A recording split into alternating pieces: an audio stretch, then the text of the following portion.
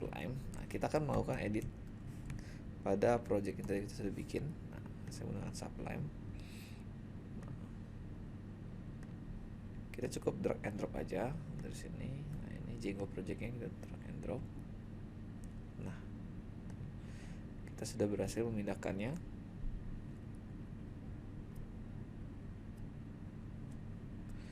Oke, nah di sini menariknya Django itu memiliki beberapa file. Nah, file yang pertama itu adalah kita bisa lihat ini adalah manage.py. Nah, manage.py ini jangan dihapus karena ini adalah core. Ya, core dari si Django. Jadi core Django untuk melakukan operasinya seperti migrasi database, lalu melakukan sebagainya ada di manage.py. Jadi jangan dihapus. Ini adalah core dari si Django. Oke, nah di sini ada Django setting module. Nah, ini dia akan memanggil setting. Nah, makanya kita jangan hapus di bagian manage.py ini. Di dalam manage.py yang tadi saya bilang ini terdapat tulisan ini websiteku.setting. Ini artinya bahwa si websiteku ini itu memanggil tadi saya bilang project yang kita buat. Jadi dia websiteku ini memanggil ini. Jadi kalau kita hapus dia putus panggilannya. Jadi dia akan memanggil project kita ini. Nah, di dalam websiteku itu ada satu file namanya init.py. Nah, ini ada underscore py ini bahwa untuk memberitahu bahwa folder my website itu adalah sebuah package. Nah, jadi dengan adanya file ini kita tahu bahwa folder dari websiteku adalah sebuah package. Nah, seperti itu. Lalu yang kedua adalah setting.py. Nah, untuk setting ini kita akan melakukan berbagai macam settingan. Jadi kita bisa mengatur semua konfigurasinya website kita di dalam setting ini.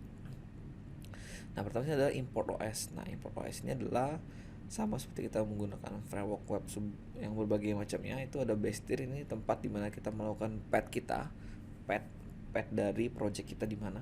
Nah, lalu di sini ada secret key.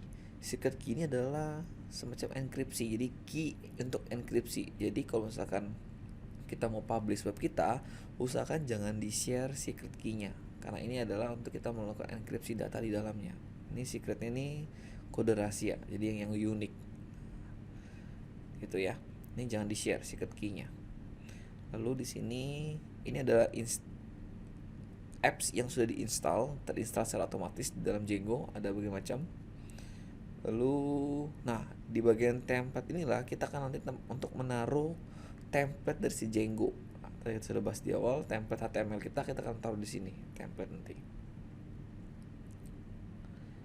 Lalu database. Nah, di sini database ini secara default dia menggunakan SQL 3. Tapi kita juga bisa ganti menggunakan MySQL, SQL Server, Oracle. Kita bisa ganti database-nya. Oke. Itu dari setting. Nah, yang berikutnya adalah dari url.py. Nah, url.py ini adalah bisa dikatakan semacam gerbang masuk. Jadi gerbang paling depan dari Django. Jadi semacam dia pintu paling depan, gerbang paling depan yang akan diterima Django dalam menjalankan website. Jadi waktu ada request dari user, nah maka URL ini adalah gerbang paling awal yang akan menerima requestan URL tersebut. Makanya ini adalah tempat, kalau kita sebutnya bilangnya gerbang awal dari Django. Berikutnya adalah WSGI. Nah, WSGI ini kepanjangan adalah Web Server Gateway Interface. Nah, pada WSGI ini dia akan melakukan koneksi antara Python, Django, dan server untuk mendapatkan request dari link browser. Nah, jadinya nanti dari request si user itu nanti akan kirimin ke server. Nah, server akan kasih tahu ke Python. Nah, dan Django yang akan memproses link request tersebut. Nah, itu tugas dari WSGI.